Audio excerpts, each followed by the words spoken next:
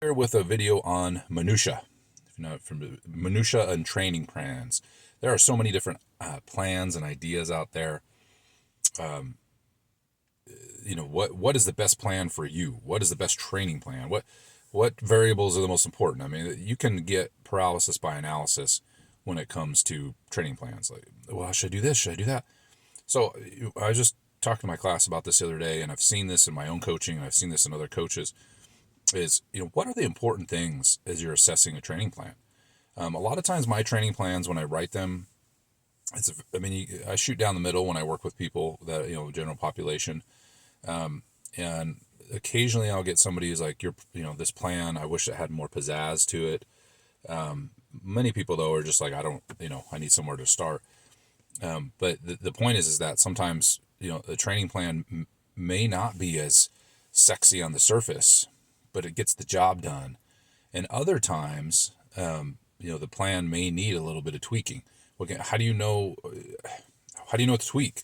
Like what do you tweak? And then on the, how do I know I'm just doing circus tricks and the plan is just really sexy and cool, but it really isn't doing what it's supposed to. All right, before I get into that, be subscribed to my channel and of course like this video if liking it. All right, the first principle. Okay, and some of you may have heard these things, but it's so silly. I made fun of this when I would teach some of these things early on in my career. I was like, these variables are so stupid. Like not stupid in the sense they don't matter, but it's like so simple. I mean, but the more I started coaching, and and getting more and more into the minutia, and I was working with high level athletes at the time. Is even oh man, I got to get this. What if I do? I had to stop myself at some point and say, all right, what's important? Right? What's important? And that's what these principles are. So the first principle, pretty simple, overload. Okay, the overload principle. And we can add one more word in there, progressive overload. Is the program exposing the body to a new stimulus that it's not used to? Okay? This could look in various formats. If you don't do that, then the body will just maintenance. And maybe that's what you want, right? And that's not a bad thing. I go in long stretches of maintenance. Then for my own training, if I want to ramp it up, I will. And I'll have periods of progressive overload. And we start to get into periodization, things like that. But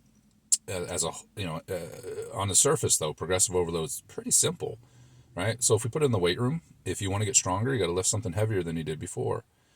If you want to get bigger muscles, then you're going to have to do more volume than you're accustomed to, right? If you want to run far, you're going to have to run farther or build up your aerobic energy system by pushing it maybe intensity-wise, so do interval training, okay? So when you look at a program, when you're looking at all the numbers and all the chaos the program are having, all the angles and all the special little features it has, and is it accomplishing progressive overload for your goal? Volume equals build mass. Heavier weights equal get stronger. Like I said before, running further equals running further, improving fitness, right? If you want to run a marathon, you're going to have to put in more miles at some point than you first started, right? I mean, that's just how it works. Again, there's lots of ways to do that, say in the weight room. You could wave train, you cluster train. Is there a progressive overload moving towards your goal, right? That is the question. So as you're looking at all the numbers and assessing a plan, make sure you keep that in mind. Now, the progressive part is a little bit more tricky, meaning how fast can you progress, from like a week to week. So, and what can be progressed? So here's a couple things to make sure that it isn't happening, okay, unless it's a very, very rare circumstance, right? That might be a part of a taper or coming off of a deload, but this would be planned after a long period of training, okay? But don't increase the intensity and the volume at the same time, right? So don't do 3 sets of 10 and then the next week do 3 sets of 12 and try to increase the weight at the same time. Now, again, there's those honeymoon periods if you're just starting to lift or, you're just starting out that you might run the mile a little faster and now you got to run a mile and a quarter and you're going to run. Okay, that's not what I'm talking about. I'm talking about when you've been training for a while and you're trying to increase, your fitness and strength or somehow. Don't increase them both at the same time. So the progressive overload then, overload one or the other. And it could, again, depend on your goals. If you're first starting out and if you want to focus on something, it would be the volume side. So let's say, you just started lifting weights. and you're starting out with 3 sets of 8, 3 to fail.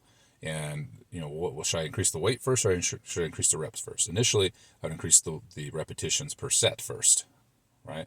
Work yourself up to 12 reps with that same load. Then you increase the load. Again, there's honeymoon periods where you could do both, but I'm just saying in general, that's what I do. If you're talking about building out a running program, right? Slowly build out the volume before you build out the intensity. Now, okay, well, how much should I increase the volume? Or how much should I increase the intensity?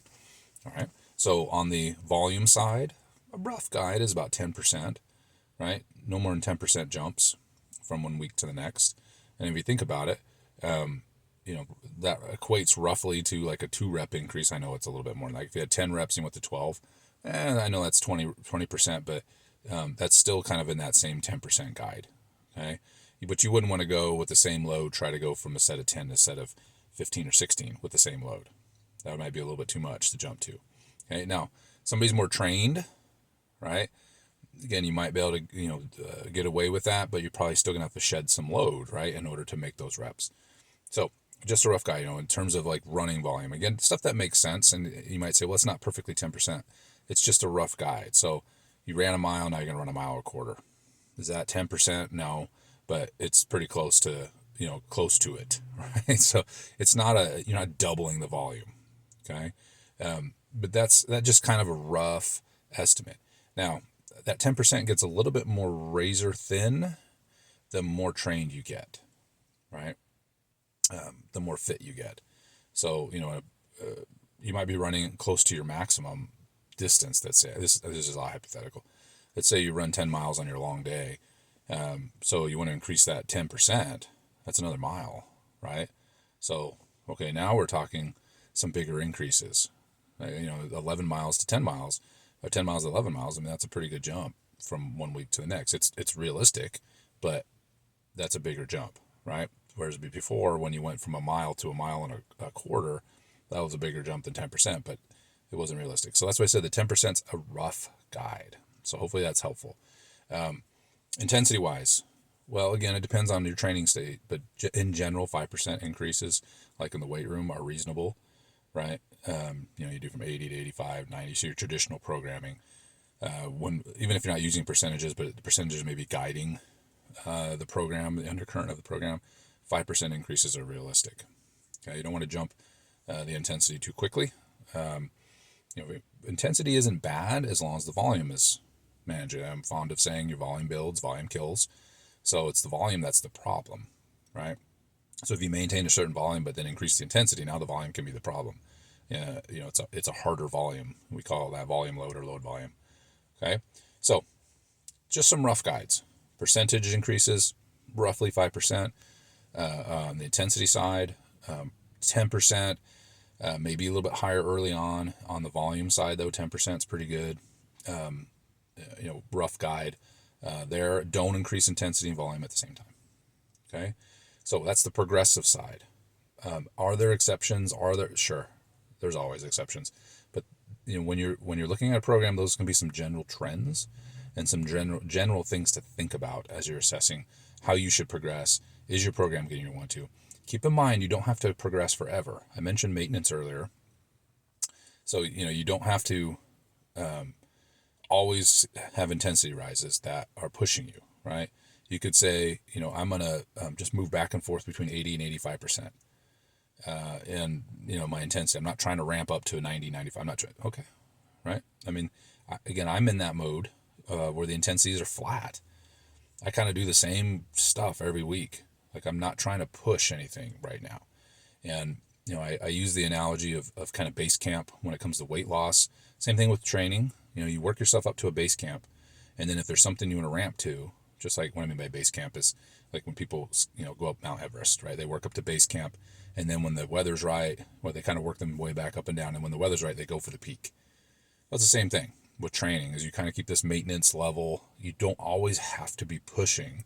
And then if you want to push one way or the other, volume or intensity, you're in position to do that.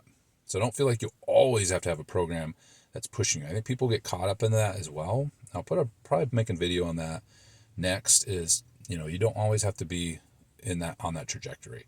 It's okay to take training breaks in the sense of exposing the body to more and more stimulus. And that's actually a really, really good thing, both mentally and physically. All right, that's all I got for today. Again, please subscribe if you haven't already. Thanks to all those that have, and I'll see you guys in the next video.